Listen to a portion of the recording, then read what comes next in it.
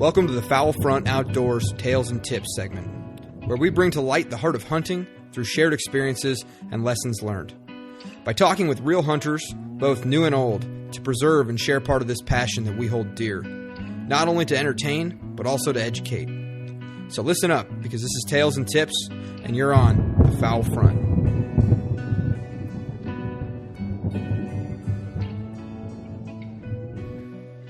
Well, hey, Andrew, thanks for coming on. You want to give everybody a quick little introduction to yourself?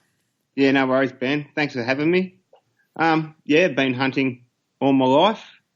Probably went out duck shooting when I was probably 4 or 5, first time with Dad. And, been hunting ducks ever since then. Hunt a little bit of deer now and then. Sort of given up on that now. Don't get as much time as I used to. Right. I hear you there.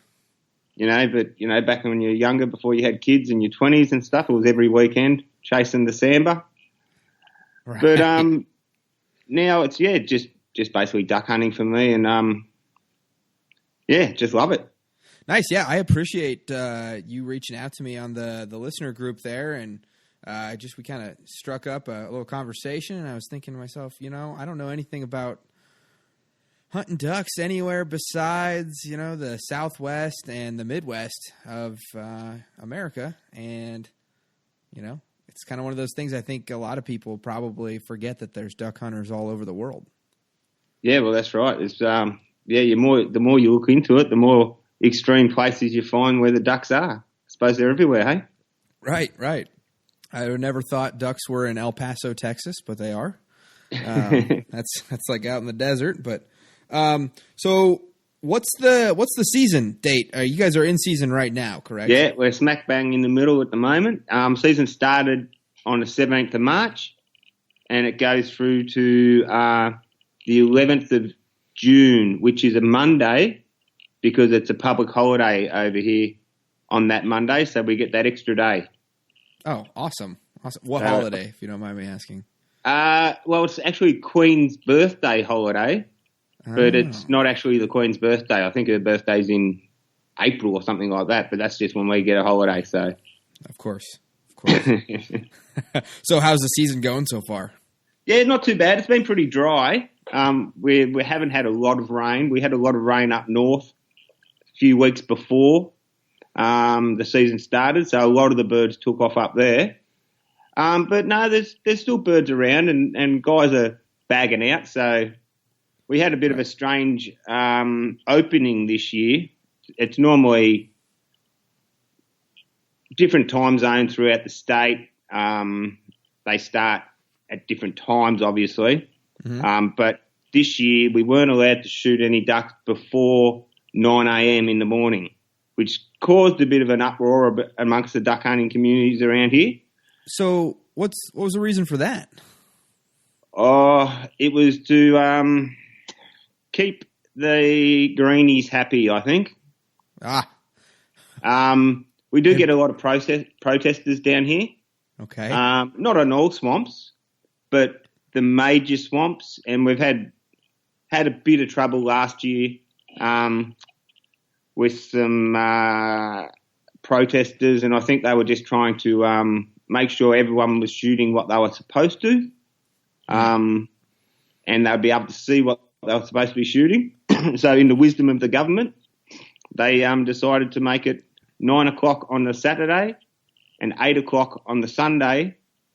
But for the rest of the season, it's half an hour before sunlight. So, Yeah, that's interesting. So it was only for the opener? Only for the opening, yeah. Okay. Which it put a lot of people offside, a lot of duck hunters, and I'm not going shooting, this is rubbish, rah, rah, rah. Yeah. But the way I look at it, it's 2 days a year. Yeah. I wonder if the thinking behind that was that's when the majority of the protesting or something would be happening, or I don't know. So, what part of Australia are you from? Victoria. So down the bottom, down south. Okay, that's the green. If you're looking at the map, that's like one of the parts of Australia that's green, right? Sorry? It's like on the east side, the southeast side? Yeah, southeast corner. Yep. Gotcha. When I look at the map here, I see there's a lot of green on the southeast side and a lot of green on the southwest side, and then everything else is pretty dry. Pretty dry. Yeah. Yeah. No, we've got a fairly substantial mountain range running through Victoria up into New South Wales, and so no, I'm in the green part. Victoria's quite a big state. For me to drive over to the other side to go duck shooting, where a lot of the ducks, where the big waters are over in the western of the state, it's about a 5-hour drive for me. Okay. But yeah, there's some really big waters over there with holding good numbers of ducks. But I don't get over there very often. Nice. So mostly, what type of environment are you hunting? I know you said swamps, but could you elaborate on that a little bit? Oh, listen, I suppose swamps, like marshes. Okay. I do a lot of hunting in open water, open lakes, which are on the coast of Victoria, up towards Gippsland Way. And there's some big bodies of water there, but they're only shallow. You can wade them and they're a sandy bottom. Gotcha. But I also hunt, I suppose, farm dams. I've got a couple of properties that have got, say, probably 6 or 7 acre. I don't know what you'd call that, a pond. Yeah, like a little pond or something. Yeah, sure. Yeah, where it's like they take advantage of the low points of their land and dam it up. Yeah. Yeah. Gotcha. I got it. So I've got a couple of properties like that, which are nice little private hunting spots. But yeah, so it's a bit of a mixture between public land and private land that I hunt on.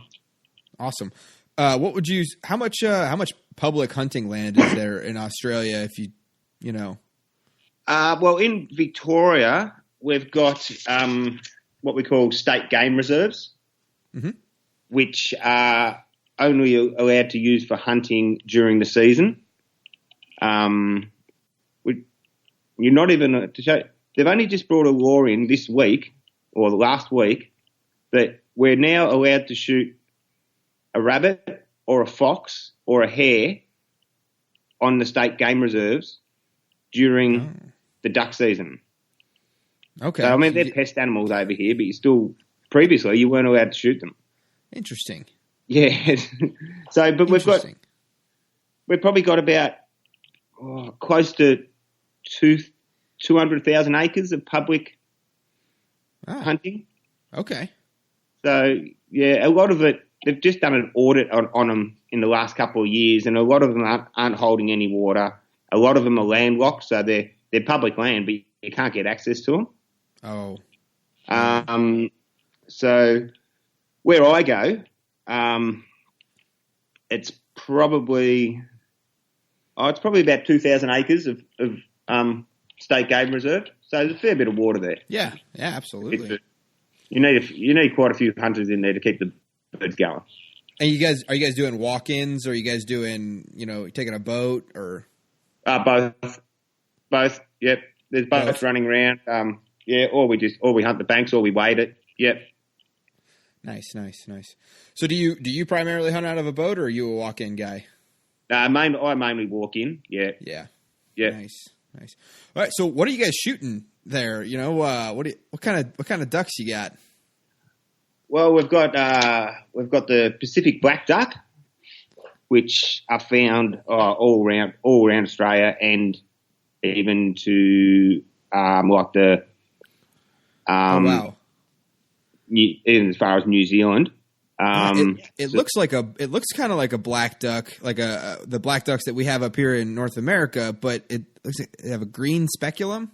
Yeah, on their wing. Yeah, and a little bit more prominent facial stripes or features, I guess. I don't know what you want to call them. Yep. So. Yep. Yeah. But they're our premier game bird over here. They're the smartest duck. They're the most elusive duck, and they're definitely my favourite hunting duck. Nice. They don't call, as you would know, they don't call in as well as teal do, but you still can call them in. Okay. But yeah, so we've got two types of teal. We've got a grey teal and a chestnut teal. The grey teal looks very similar to green wing teal. Is that correct? No. Oh, I think so. Yeah. It would be. Yeah. Yeah. I'm looking at a picture of it. It looks kind of like a green wing teal, a little bit more like, I don't know if the right word is. There's less gray on it than I would have thought there would have been. I feel like the green wing teal are actually a little bit more gray. Okay. Beaks, looks like the beaks are a little lighter. Maybe something comes from that. But yeah, that's a pretty looking bird. Yeah. So we got the grey teal and the chestnut teal. Chestnut teal are lots of chestnut teal down my way. Oh wow! Yeah, and you get big mobs of them, and they just they love the call. So they love the decoys. So they're fun to shoot because you know what? Well, I like shooting teal. Yeah, me too. So you guys have a different teal season, do you? Or what? Yeah. So yeah, I mean we've got most places have a special teal season where it's you're only allowed to harvest teal. Blue wing, green wing, or cinnamon. But yeah, you guys don't have anything like that? No. So you could is that just open earlier and then you're allowed to hunt then? Oh yeah, that's normally open in like September. They usually call it the September teal season. Runs for anywhere from like a week to I think in Kansas here it's 2.5, 3 weeks almost. Yeah. Okay. Yep. So what else? What other kind of ducks you guys? Yeah, got we've also around got the mountain duck, there? known as the Australian shell duck, or we call them honkers. But they're definitely our biggest duck. I'm looking that up right now. What do those look like? Black. They got a black, mainly black with chestnut and black heads. Yeah, okay. I just got a picture of one pulled up. That's a pretty funky looking duck. You said that they're the biggest species you guys have? Yeah, they're the biggest ones we have in Victoria, yeah. Okay. Well, they're Australia's biggest duck. So. Oh, nice. Pretty good table fare or not? Well, no, I don't shoot a lot of them only because I don't enjoy eating them as much. Okay. But blokes do, they'll set out and lay out blinds in paddocks and fields, and they just love it. So, Nice. And then we've got hardheads. They're a darkish coloured bird. Get a few of them down our way, but you sort of got to be lucky to get one. So. Okay. And then there's the tiny little pinky ducks. Yes. Okay. Are these the ones that like have the body of a zebra, they have kind of like a spoon bill? Yes. Like yep. they look striped. Like they legit look like zebras. Yeah. They're tiny too. They're smaller than the teal. Oh wow. Wow. And then we've got the good old wood ducks. Same old wood ducks. Not the same as yours, but yeah, not as pretty as yours, but you find them everywhere, all over, or mainly on dams. They don't seem to congregate on big waters as much. Nice. Like rivers and dams, but they're always a good hunt and a good feed. Good. So, all right, what kind of equipment are you using? I guess we just start out. What are you shooting? Well, as of 1996, all our semi-autos got taken off us. You're all pump then, huh? No, we're not allowed to use pumps either. Oh, brake action or? Yeah, under and overs or side by sides. Okay. So, which is strange because you can use a lever action, okay, or a straight pull as well. Right. They're becoming a bit more common around here, but a lot of people just enjoy shooting with under and overs now, I think.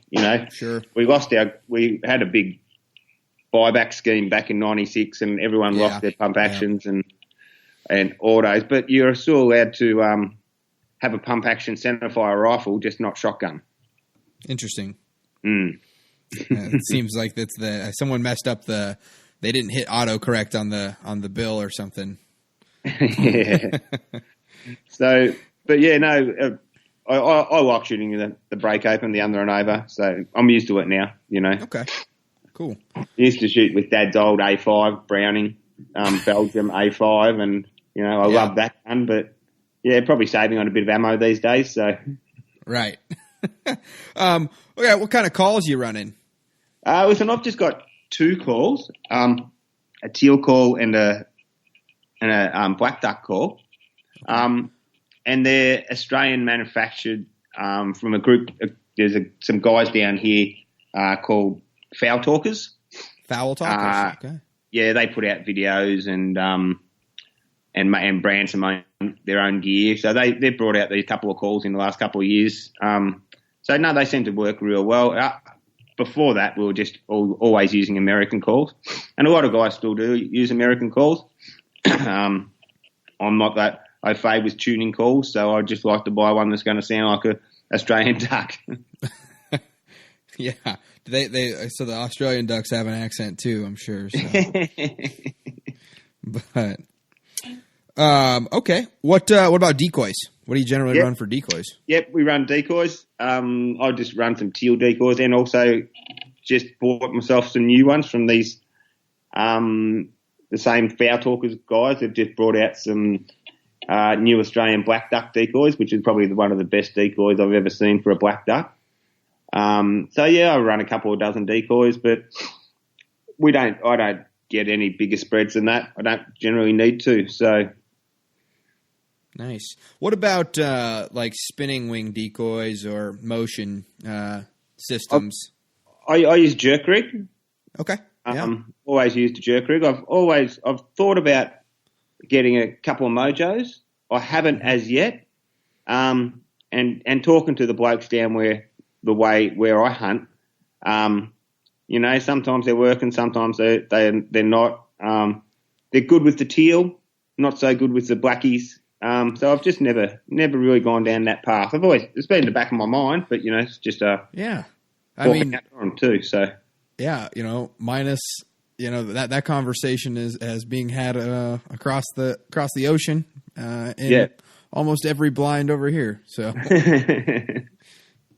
nice. And then I guess just you know, what kind of waders you run?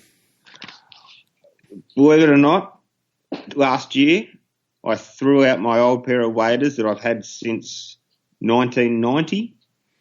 1990? Dude, I was born in 1990. And, yeah, I finally threw them out and bought myself some neoprenes. Oh, okay. But, yeah, now I'm hearing about all these breathable waders, and, you know, I don't think they've even touched the shores over here yet. Really? Yeah. Yeah, man, you got to get yourself a pair of those. What's the weather like down there right now? Like, you know, what are you guys dealing with? Oh, listen, during the week, it's sort of like been pretty mild. It's been like 25, which would be, I suppose, you know, high 70s for you.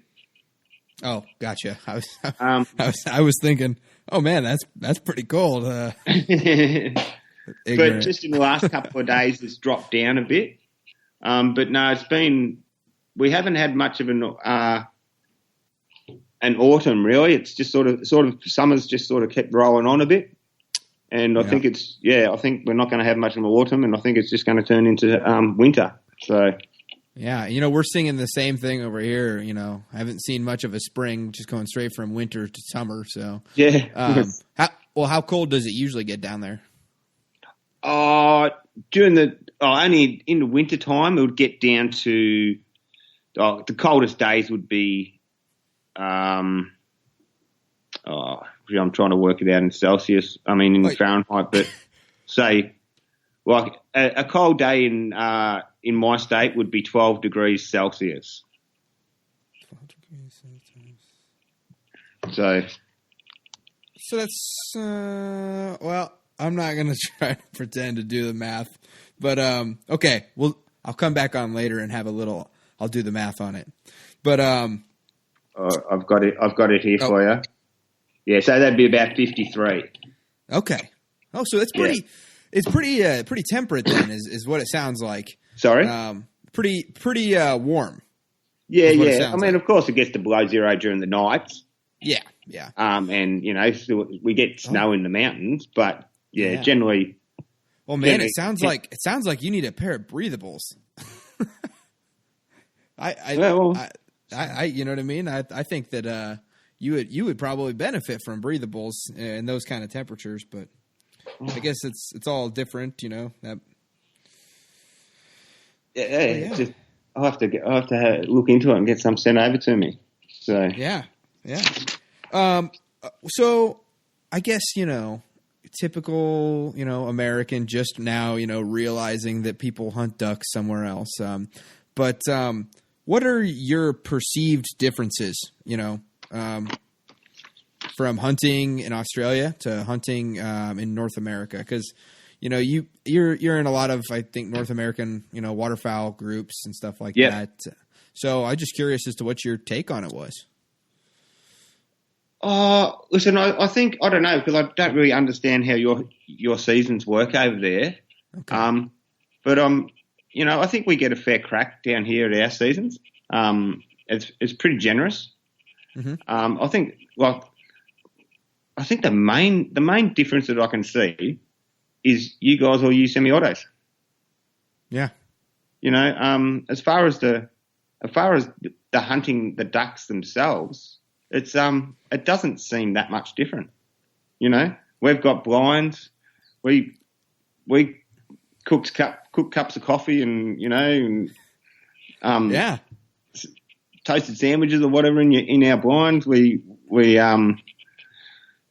put the decoys out just like you guys do.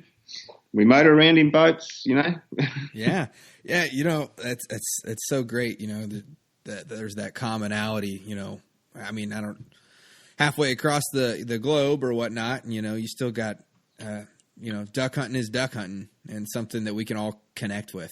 Yeah, and that's right. And there's not the community over here isn't as big. Definitely, I think there wouldn't be 10,000 registered duck shooters in Victoria. Okay. So, Victoria is the main duck hunting state in Australia. Okay. We can hunt in South Australia. Sorry, phone's going off. That's all right. Now, was that a black duck call? It was actually.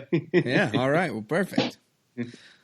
Nice, dude. Hey, so I know you said that you had a story that you had lined up. I didn't know if you wanted to be able to tell it. I mean, we're at 23 minutes here, but I'd love to hear some more. Oh, sure. Yeah. I don't know. I don't know where to start. I guess one of my most memorable stories of recent times is back in 2009 we had some massive bushfires here in Victoria after a long drought. And I think it was about 170 lives were lost. So it was a pretty big deal. But I can't remember if it was a year after that or 2 years after that.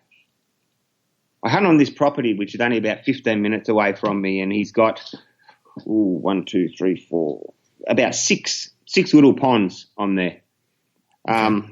So we just sort of do the walk around between them and chase the birds from pond to pond and try to get a few ducks. Anyway, we had a ton of rain. A lot of rain. So I rang the farmer up and I said, "Oh, how wet is it out there?" He said, "Oh, she's pretty wet." I said, "Oh, should I bring my gumboots?" He said, "Have you got waders?" I said, "Yeah, I've got waders." He said, "Oh, I'd be bringing your waders if I was you." I'm like, "Oh, rightio, I'll throw the waders in the car, but I'll take me gumboots just in case." Right. Mate, can you hang on for 2 seconds? Yeah, absolutely. Go ahead. All right, we're back. Okay, so I thought I'd throw in the waders and the gumboots as well. So I got out to his property and looked down the lane, and it was just his whole paddocks were covered in water. And I mean, we're talking 200 acres here, just swamped in water. I didn't even have to walk around to any of the dams because there was just birds everywhere. I think I bagged out in about 20 minutes. Oh man, those are the best. I lost a couple. At that stage, I've always had Labradors. Okay. And at that stage, I'd due to family circumstances, I didn't have a dog at the time. And it was that day, and I said to myself, I'm getting another dog today because there was just these birds were just going everywhere. So we went out. So I was hunting by myself. The next, when I got home that night, I rang up a couple of mates, and I'm like, "Do you want to go duck shooting in the morning?" They're like, "Yeah." The three of us went out there. We all did the same thing. Bagged out in 20 minutes. Oh wow. We bagged out for 3 days in a row. Oh jeez. Yeah. And I don't bag out very often, and I'm the sort of person I'd rather go hunting 4 times a week and get 2 birds every time I go, rather than get 10 birds and go once a week. You know what I mean? Right. Did you say 10 birds? Yeah, we had to shoot 10 birds. Oh, nice. Yeah. Is there any specific species regulations? Like you can only shoot, 6 teal or out of that 10, or just 10 birds is 10 birds? Just 10 birds, yeah. We used to be able to shoot shovelers, but up until about 4 or 5 years ago, we were only allowed to shoot 1 shoveler per day. Okay. But now they've put a ban in. We can't shoot shovelers at all anymore. So. Oh, okay. Oh, man. That's pretty great. So you say you run Labradors? Yes. Yep. Nice. What any specific lines or anything like that? Like the Old English or anything like that? Well, it's come from a guy in Western Victoria. He's got national retrieving trial champions, and he's been breeding them for years. So yeah, awesome. they're all he's a hunter, he's a duck shooter, so they're all hunting dogs plus retrieving trial dogs as well. So right. I got my first Labrador when I was 21, and and then we used to breed. We bred a few litters from her and her pup, and so I always had Labradors, but this one that I've got now, she's come from a completely different line. So she's nice. And that's when the story I just told you about. I rang him up and ordered one, or put my name down for one, and I had to wait 12 months before she was born. But she's 5 years old now, and she's sitting at my feet. So. Oh, nice. Yeah, I heard her there earlier, and I totally had forgot to ask. So, is that pretty common that people run Labradors down there, or I think I saw you had said something about you can't use a certain type of dog. Yeah, no, there's only certain breeds. There's a list of breeds that you're allowed to use as a gun dog. So Labradors are pretty common, but probably more common. Probably on a par would be a German short-haired pointer. Okay, yeah. A lot of guys. It's quail season down here at the moment as well. Yeah. I don't hunt quail. A lot of people do, so I suppose they hunt both. They use their pointer and the pointer for retrieving and dual purpose. Pointing. Yeah. English pointers too. A lot of English pointers around. Okay. Yep. A few curly-coated retrievers. Chesapeake, couple of them around. But is there a particular reason that they govern what dog you can use for hunting? Well, it first started, I think, with deer hunting. So these guys were breeding these big, huge stag hounds and stuff and using them for hunting deer. Whereas, and I think they thought they were too aggressive to be hunting deer because the hound's only meant to bail the deer up, not attack the deer. Oh. So they brought in some rules on the dogs that you're allowed to hunt deer with. I don't think you're even allowed to hunt. Oh, you might be allowed to use bloodhounds, but there's certain you can't use beagles over a certain height. And I think it's sort of followed on from that. Like they only, I mean, sure, there's plenty of dogs that will retrieve, but they only allow you to use your certain. Interesting. So interesting. Yeah, I guess my main takeaway from this is you have some interesting regulations. I guess they're interesting to me. And then they seem a little bit more restrictive, but then at the same time, you can take 10 birds, which is, that's pretty cool. So how long would your duck season last? So here in Kansas, we have the, September teal season, which is I think 2 or 3 weeks. And then it picks up at the end of October. The regular season starts, for my zone at least, and then runs all the way till December 30th. And then it picks back up again for, I think, the last week or second to last week in December. That's just for ducks, but geese runs pretty, Canada goose, that season runs pretty long, pretty much all duck season and then out into February. But yeah. And then obviously it's different in every state. And the northern ones, they start earlier, and, the southern ones, they start later. And right. I think it's more, east to west or laterally you get the different, days of hunting, like some get 60 days, some get 40, some get things like that. So it's all, yeah. Fair enough. Yeah. We haven't got any geese down here. But we do have geese in the Northern Territory. Okay. And they're magpie geese. But I don't know enough about hunting them, or I don't even know when their season is. Actually, I think it could be later in the year. I'm not sure, but that's do you guys have any? You guys have any sort of concentrated like conservation organizations like we have Ducks Unlimited up here, and like Delta Waterfowl? We've got the Field and Game Association, which I suppose it's probably a bit like your Ducks Unlimited, but definitely not as active in the kind of stuff that your Deltas or your Ducks Unlimited would do. They've got a few bits of land that they work on. We've also got, I think Ducks Unlimited started a branch down here maybe in the 90s. Oh.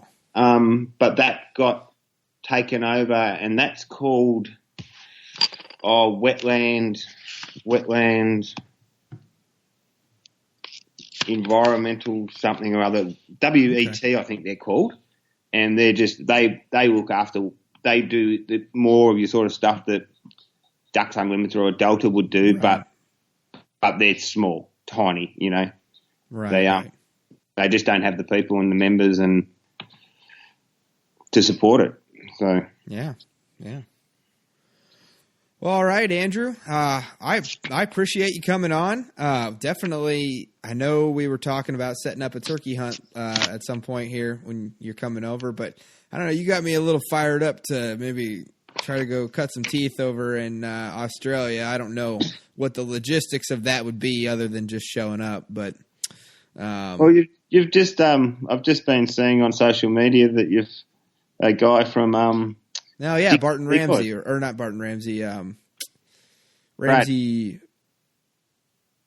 Yeah, he's been hunting down here this week. He seemed to get a few birds. So yeah, absolutely. So, But no, for sure, man. So I appreciate you. Good luck for the rest of your season, and Thank you.